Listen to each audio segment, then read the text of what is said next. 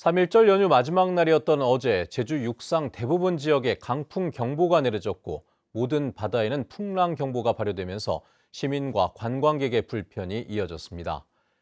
급작스런 날씨 변화에 크고 작은 사고도 잇따랐습니다. 권혁태 기자입니다. 강풍경보가 내려진 활주로위로 여객기가 휘청이며 착륙을 시도합니다. 가까스로 지면에 닿은 항공기는 하얀 물보라를 내뿜으며 급히 속도를 줄입니다. 여수와 포항 등 다른 지역 공항의 기상 악화로 일부 항공편이 결항했고 하루 종일 지연되는 항공편이 잇따랐습니다. 대규모 결항 사태가 빚어지지는 않았지만 강풍으로 승객들의 불편이 이어졌습니다. 착륙하려고 할 때 한번 실패해서 다시 또 좀 하늘 돌다가 내려왔거든요. 그러면서 좀 비행기 계속 흔들리니까 옆에 딸도 엄청 무서워하고, 근데 다행히 잘 착륙해서. 바닷길은 아예 막혔습니다. 제주 전해상에 풍랑 경보가 내려지면서 완도와 진도 등을 잇는 10개 항로 여객선이 모두 운항을 중단했습니다. 크고 작은 피해도 이어졌습니다. 가로수가 강풍에 쓰러지면서 도로를 가로막는가 하면 항구 안까지 밀어닥친 높은 파도로 정박 중인 선박이 넘어지거나 침수되는 등 수십 건의 피해 신고가 이어졌습니다. 갑작스런 기상 악화로 시민과 관광객들은 하루 종일 불안 속에 지내야만 했습니다. 어제는 낮에는 반팔도 밥 먹고 나오면 반팔 입어도 될 만큼 완전 봄이더라고요. 나 오늘 바람까지 보니까 체감이 너무 해가지고 여러 겹을 껴입었어요. 저기 해변가는 완전 태풍급이어가지고 사람이 아무도 없더라고요. 강한 바람이 몰아닥친 한라산에는 돈네코 탐방로가 폐쇄됐고 나머지 탐방로도 부분 통제됐습니다. 마라도와 가파도에서는 순간 풍속이 시속 110km가 넘는 태풍급 강풍이 몰아닥치는 등 3.1절 연휴 끝자락에 온 섬이 강풍에 시달렸습니다. MBC 뉴스 권혁태입니다. 최근 무안공항에서 발생한 제주항공기 참사로 제주 제2공항 예정지에 항공기와 조류 충돌 가능성에 대해서도 우려가 높아지고 있는데요. 제2공항 예정지에서 8순의 나이에도 혼자임으로 5년 동안 철새를 조사해온 분이 있습니다. 강석호 할아버지를 조인호 기자가 만나봤습니다. 한라산에서 내려온 용천수와 바닷물이 만나는 광활한 습지. 하늘에서는 시베리아에서 날아온 세계적 희귀종 저새가 힘차게 날갯짓을 하고 잔잔한 물 위에는 통통한 물닭들이 여유롭게 쉬고 있습니다. 찬바람 부는 겨울이면 강석호 할아버지는 카메라를 들고 새들의 국제공항으로 불리는 하도리 철새 도래지를 찾습니다. 여기는 항상 이렇게 담수 물이 항상 이렇게 존재돼 있고, 그다음에 깔 때 먹이 사슬이 많이 형성돼 있죠. 이렇게 주변 환경이. 그러니까 여기 새들이 많이 모이는 거죠.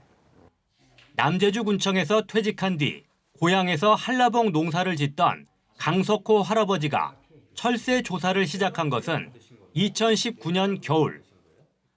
국토교통부가 제주 제2공항 전략환경영향평가서에서 항공기와 조류의 충돌 가능성이 낮다고 평가한 것을 본 것이 발단이었습니다.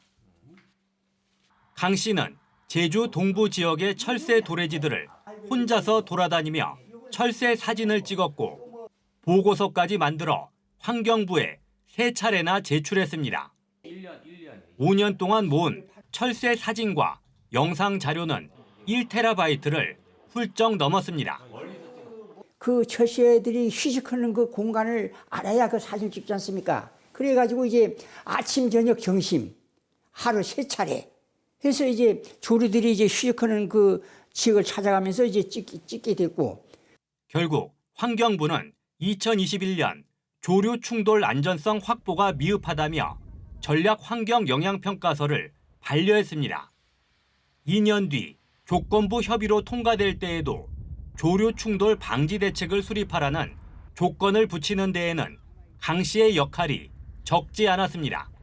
진실을 밝히기 위해서 시작을 했기 때문에 이 끝을 봐야 되겠다. 허드가 내버리면 안 되잖아요. 끝을 봐야 되잖아요. 진실을 끝까지 해서 진실을 파헤쳐야죠. 이거는 그냥 지나가서는 안 돼요. 일단은 사람의 생명이 문제가 아닙니까? 무심코 지나쳤던 고향의 새들을 찾아다니면서 환경의 소중함을 깨달았다는 강석호 할아버지는 새들이 사라진 곳에는 우리도 살 수 없을 것이라고 경고합니다. 자연 환경을 다 파괴한다. 그러면 사람이 살 수 있어요? 응? 사람은 자연 환경에 따라서 사는 건데. 이 새들도 마찬가지. 사람도 새들도 똑같은 거예요. 응? 똑같이 공존공생하는 거예요. 응? 새가 있는 곳에 사람도 있고, 우리는 환경에 적응하면서 사는 동물이기 때문에 환경을 배척해서는 안 돼요. MBC 뉴스 조현우입니다.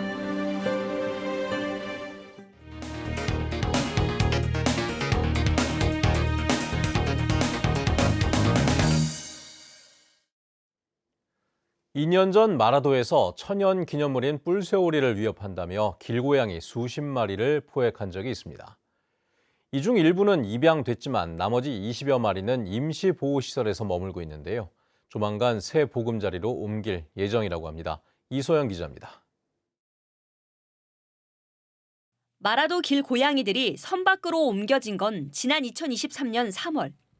천연 기념물로 지정된 뿔새오리를 공격한다는 지적이 제기되면서 문화재청이 반출을 결정했습니다. 사흘 동안 포획된 길고양이는 40여 마리. 고향 마라도를 떠나 임시보호시설인 제주도 세계유산본부로 대대적인 이주 작업이 이루어졌습니다. 2년이 지난 지금 330제곱미터 공간에 고양이 집인 컨테이너와 놀이터가 마련돼 있습니다. 이곳 임시보호시설에 들어온 마라도 고양이는 모두 45마리. 이 가운데 17마리가 입양됐거나 임시보호 중에 있고 남은 24마리가 서로 의지하며 지내고 있습니다. 고양이들이 건강하게 지낼 수 있는 건 다름 아닌 봉사자들의 관심입니다. 전기시설이 없는 임시보호시설에 24시간 사용이 가능한 배터리와 온열 매트, 이불 등 후원이 꾸준히 이어지고 있습니다. 살던 터전을 다 뺏겨서 사실상 어떻게 보면 이 아이들에게는 너무 좁은 공간으로 이제 옮겨져서 임시 공간에 있었는데 이제 이 아이들이 그래도 있는 동안이라도 잘 지낼 수 있었으면 좋겠다. 처음에는 곁을 안 줬던 고양이들이었지만 지금은 얼굴도 알아보고 경계심이 많이 풀렸다고 말합니다. 처음에는 야생 상태였기 때문에 굉장히 성질이 날카로웠어요, 친구들이. 이제는 저희들하고 2년 동안 생활을 하다 보니까요, 이제 가족이라고 할까요? 저희들 오면은 이제 그래도 반기는 이런 모습도 보이고요. 따뜻한 온기 속에 마음을 연 마라도 고양이들. 보호시설에 있는 고양이들은 올해 상반기 새 보금자리인 고양이 도서관으로 옮겨질 예정입니다. 제주시 노영동 980여 제곱미터 부지에 마라도 길고양이 보호실과 도서관 등이 들어섭니다.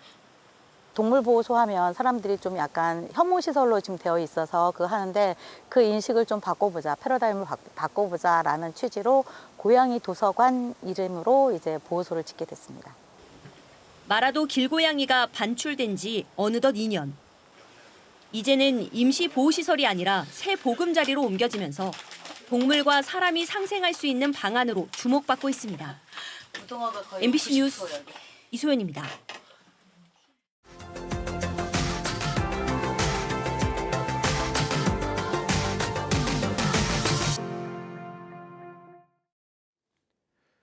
친환경 벼농사를 지을 때 왕우렁이가 효자 노릇을 하는데요. 그런데 이 왕우렁이가 기상이변으로 따뜻해진 겨울을 죽지 않고 버텨내면서 애써 심은 어린 모를 갉아먹는 애물단지가 되기도 합니다. 지난해 피해를 본 전남 농가에서는 요즘 땅속에 겨울잠을 자는 왕우렁이 깨우기에 한창이라고 하는데 어떤 사정인지 서희령 기자가 취재해봤습니다. 얼어붙었던 땅을 파내는 트랙터 10여 대 뒤로 물기를 머금은 소 크기 소끝입니다. 지난 모내기철 해남과 강진 등 전남 지역 1,500헥타르 논에서 어린 모를 갉아먹는 피해를 입혔던 월동 왕우렁이를 찾는 겁니다. 논을 깊이 갈아엎으면 흙 속에 들어가 겨울을 나던 왕우렁이가 이렇게 외부에 노출돼 죽게 됩니다. 현재 전체 친환경벼 농가 중 90%가량이 우렁이 농법을 활용하며 1헥타르당 12kg의 새끼 우렁이가 매년 논에 새로 투입되는 상황. 그런데 지난해 겨울 이례적인 기온 상승과 강수량 증가로 우렁이들이 겨울에도 죽지 않고 봄까지 살아남으며 문제가 됐습니다. 주민들을 대상으로 한 우렁이 채집 캠페인도 이뤄졌지만 고령화로 인해 효과는 미미했습니다. 작년 가을에 여기에서 똑같은 이제 우렁이 채집 활동을 했거든요. 75헥타 농사지면서 방구당 1헥타에 12kg씩을 살포를 했는데 저희들이 수거한 것은 굳이 한 200kg 정도밖에 수거를. 이렇다 보니 기계를 사용해 보다 효과가 높은 겨울 논 말리기에 총력을 기울이고 있는 전남. 친환경벼 재배 면적 2만여 헥타르 가운데 벌써 절반이 넘는 농가가 동참해 남도 겨울 농촌의 새로운 풍경으로 자리매김하고 있습니다. 왕우렁이 수거를 통해서 피해 예방하는 것은 한계가 있습니다. 그래서 겨울철에 농 깊이가리를 통해서 논 말리기를 하면은 왕우렁이를 효과적으로 퇴치할 수가 있습니다. 이번에 채집된 월동우렁이들은 유입경로 등 체계적 연구에도 활용됩니다. 논 현장에서 왕우렁이가 월동으로 인해서 문제가 되기 때문에 이런 월동 방지를 막을 수 있는 어떤 체계적인 방제 기술의 개발을 앞으로 추진할 예정입니다. 30여 년 전 98%에 이르는 제초 효과로 호응을 얻으며 시작된 친환경 남미산 왕우렁이 농법. 경제성 등을 고려했을 때 여전히 다른 대안이 나오지 않는 상황에서 기후변화에 적응하기 위해 농업계의 움직임도 바빠지고 있습니다. MBC 뉴스 서희령입니다.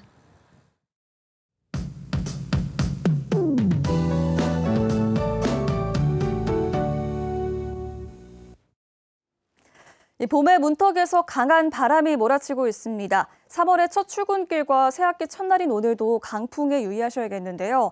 제주도 해안 지역과 추자도에는 강풍 경보가, 산지와 중산간에는 강풍 주의보가 발효 중입니다.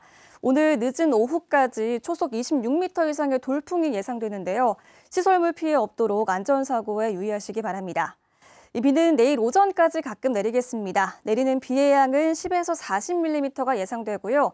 저녁부터 높은 산지에는 기온이 영하권으로 떨어지면서 내일 오전까지 눈이 조금 오는 곳도 있겠습니다. 오늘도 빗길 조심하시기 바랍니다. 아침 현재 기온 어제보다 4도가량 떨어졌습니다. 현재 북부 지역 7도, 서부 지역 8도, 산지 성판악은 2도로 시작하고 있고요. 오늘 한낮 최고 기온은 북부 지역 10도, 서부 지역 11도, 남부 지역은 12도 예상됩니다. 한라산 성판악은 6도에 머물겠습니다. 도서 지역도 흐리고 비가 가끔 내리겠습니다. 오늘도 기상 악화로 인해서 여객선은 대부분 결항되겠고요. 운항에 차질이 예상됩니다. 제주도 전 해상에 풍랑 경보가 발효 중인데요. 물결이 최고 5.5m까지 매우 거세게 일겠습니다. 특히 오전에는 저기압이 제주 동쪽 해상으로 빠르게 이동하면서 급격한 기압차로 인해서 너울성 파도가 매우 거세게 일겠는데요. 해안가 접근은 자제하시기 바랍니다. 절기 경칩인 내일과 모레는 기온이 조금 내려가면서 평년 기온을 밑돌겠고요. 주말에는 기온이 오름세를 보이면서 다시 평년 기온을 회복하겠습니다. 토요일 오전에는 비가 내릴 것으로 예상됩니다. 날씨였습니다. 주말 사이 일어난 화재와 정전으로 제주 지역 고등학교 2곳이 입학식과 개학식을 연기했습니다. 제주도 교육청에 따르면 어제 오전 9시쯤 제주 시내 한 여고 급식실에서 불이 나 세척기 등이 불에 탔으며 학교 측은 학생 안전을 위해 개학식과 입학식을 내일로 하루 연기했습니다. 제주 시내 또 다른 여고는 긴급 공지를 통해 급작스런 학교 정전으로 입학식과 개학식을 우선 취소하고 오늘 오후 추후 일정을 공지하기로 했습니다. 지난 1월 제주 지역 주택 거래량이 2년 만에 최저치를 기록했습니다. 국토교통부가 발표한 주택 통계에 따르면 지난 1월 제주에서 거래된 주택은 모두 458건으로 지난해 12월에 비해 16% 감소했습니다. 이는 최근 5년 평균 거래량에 비해 40% 급감한 수치로 거래량으로는 2023년 2월 이후 가장 적었습니다. 형편이 어려운 계층이 자산을 형성할 수 있도록 돕는 프로그램이 운영됩니다. 제주도는 오는 14일까지 읍면동 주민센터를 통해 신청을 받아 기초생활수급 가구가 노동활동을 이어가며 매월 10만 원에서 50만 원을 저축하면 30만 원을 추가 지원합니다. 지원 대상은 소득 인정액이 중위소득 40% 이하인 생계와 의료급여를 받는 가구입니다. 제주 지역 수돗물 누수율이 전국에서 가장 높은 것으로 조사됐습니다. 환경부가 최근 발표한 2023 상수도 통계에 따르면 제주 지역 누수율은 39%로 전국 평균 9.9%에 비해 4배 가까이 많았습니다. 수도요금 평균 단가는 리터당 0.94원으로 전국 평균 0.79원보다 높고 강원과 충남, 전북에 이어 전국에서 4번째로 높았습니다.